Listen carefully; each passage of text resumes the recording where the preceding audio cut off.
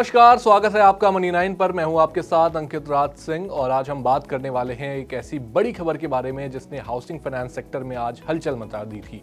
RBI ने हाल ही में AVM India housing finance के पूरे बोर्ड ऑफ डायरेक्टर्स को हटा दिया है। लेकिन ऐसा क्यों हुआ, क्या है इसके पीछे का असली कारण और इससे आम जनता पर क्या असर पड़ेगा, ये सब जानेंगे इस वीडियो में। तो आपको सभी डिटेल्स की शुरुआत करते हैं। सबसे पहले आरबीआई और ओवीएम का मामला क्या है। तो दरअसल आरबीआई ने एवीएम इंडिया हाउसिंग फाइनेंस के बोर्ड ऑफ डायरेक्टर्स को उनके खराब गवर्नेंस और पेमेंट डिफॉल्ट्स के कारण हटा दिया है। इसके साथ ही आरबीआई ने कंपनी पर टाइट कंट्रोल रखने के लिए आर सुब्रमण्यम कुमार को इसका एडमिनिस्ट्रेटर भी नियुक्त किया है। मतलब कि अब कंपनी की पूरी जिम्मेदारी सीधे आरबीआई के अपॉइंटेड एडमिनिस्ट्रेटर के पास होगी। अब सवाल ये उठता है कि आखिर ऐसा हुआ क्यों, आरबीआई ने ऐसा कदम क्यों उठाया। तो सबसे पहली वजह थी गवर्नेंस इश्यूज का। एवीएम पर फाइनेंशियल इरेगुलरिटीज और गवर्नेंस में लापरवाही का आरोप है।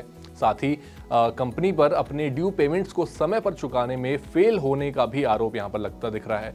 और इसके अलावा कस्टमर्स और स्टेक होल्डर्स का जो ट्रस्ट है उसे मेंटेन करने में भी कंपनी असफल रही है।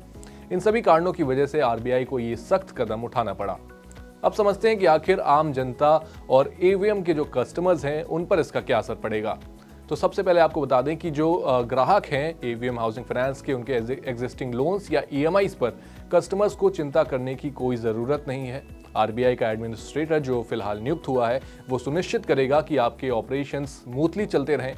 साथ ही कस्टमर्स की सिक्योरिटी और ट्रांसपेरेंसी को भी प्रायोरिटी दी जाएगी। तो घबराने की कोई ज़रूरत नहीं है, लेकिन फिर भी आपको अपडेटेड रहना बेहद ज़रूरी है। इस एक्शन का हाउसिंग फाइनेंस सेक्टर पर क्या असर पड़ा, चलिए अब वो भी जान लेते हैं। तो सबसे पहले आपको ये बता दें कि ये डिसीजन एक एग्जाम्पल सेट करता है कि आरबीआई ऐसे गवर्नेंस फेलियर्स को बर्दाश्त नहीं करेगा। इसके बाकी फाइनेंशियल इंस्टीट्यूशंस को अपने ऑपरेशंस को सही रखने की एक सीख भी मिलेगी, लेकिन शॉर्ट टर्म में इससे मार्केट पर थोड़ा नेगेटिव असर देखने को मिल सकता है। अब समझते हैं कि इस पूरे मामले में आरबीआई का क्या रोल रहा है, आरबीआई ने किस तरीके से फाइनेंस के रक्षक की तरह यहाँ पर काम किया है।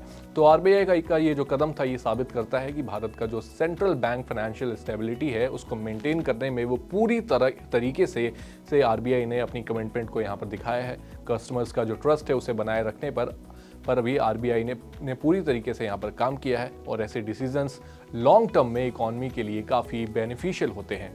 तो एवीएम इंडिया हाउसिंग फाइनेंस के बोर्ड ऑफ डायरेक्टर्स को हटाने का आरबीआई का ये कदम ये दिखाता है कि फाइनेंशियल इरेगुलरिटीज़ को नज़रअंदाज नहीं किया जा सकता। हाउसिंग फाइनेंस जैसे सेंसिटिव सेक्टर में ट्रांसपेरेंसी और गवर्नेंस का होना बेहद ज़रूरी है।